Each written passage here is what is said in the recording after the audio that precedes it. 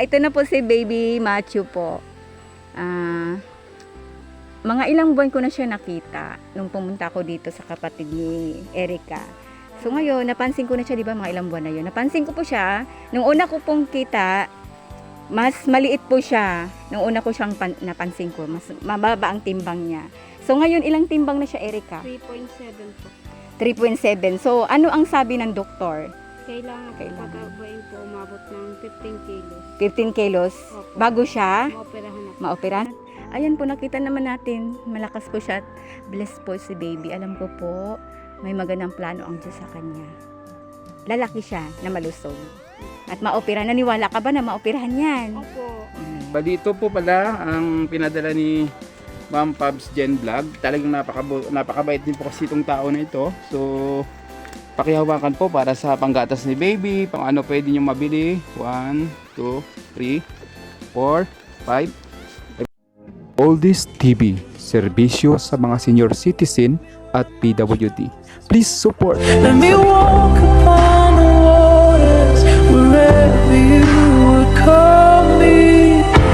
Ito na nga po si Erica at ang kanyang baby. Kamusta na si baby, Erica? Okay naman po. Bumigat-bigat naman po ng ilang point po. Pero si baby, ano ba ang priority talaga maoperahan? Yung kanyang, Cleft palate po. yun yung kailangan maoperahan. Opo. Parang kumaga dapat mas baby pa siya. Mas maaga pong maoperahan. Maoperahan. Po yung mister mo, may trabaho naman. Opo. Saan po siya nagtatrabaho? Sa GGS po, construction worker po. Construction. Ito po ay yung nakausap ka pala ni Mrs. Opo. No, ibinigay nga yung picture Opo. ni baby at mayroon nahipo ang Panginoon sa iyong anak. Talagang God is good talaga. Mabuti talaga si Lord.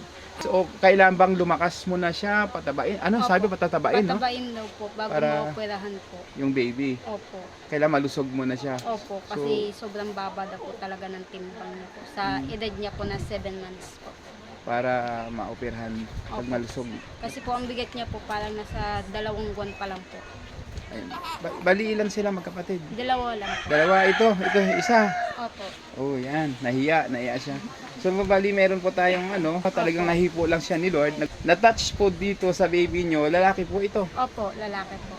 Yun, nagpadala sa atin. Na isa para kay baby, para may makain siya. Opo. May panggatas siguro para bumalik yung kanyang lakas.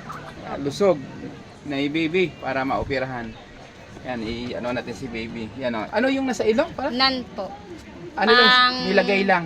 Opo, pang makadede po siya na parang pustiso po. Okay. Kasi yung cleft palate niya po hanggang halangala po, hiwa po. Pero yung paano siya uminom? Nasa normal na bottle na po Sa siya. bote na siya sa normal. Kasi po may harang na po yung halangala niya po. Okay. Bali, ito po pala ang pinadala ni Ma'am Pabs Jen Vlog. Napakabait din po kasi itong tao na ito. So, pakihawakan po para sa panggatas ni baby. Kung ano pwede nyo mabili. 1, 2, 3, 4, 5, 500, 1,000, 2,000 po. Mula kay Pabs Jen Vlog po. Maraming salamat po, Vlog. Pabs Gent Vlog, sa binigay niyo pong tulong para sa akin, baby po. Tapos po ako nagpapasalamat po sa inyo ng sobra-sobra po. Ang gatas daw yan. Panggatas-gatas din po, tsaka pamasahe po ng punta po sa ospital po, sa bawat check-up po ni baby. At Thank you po. pamasahe na rin pala, no? Opo. Thank you po, ma'am po. God bless po, kapatid. God bless ha? po.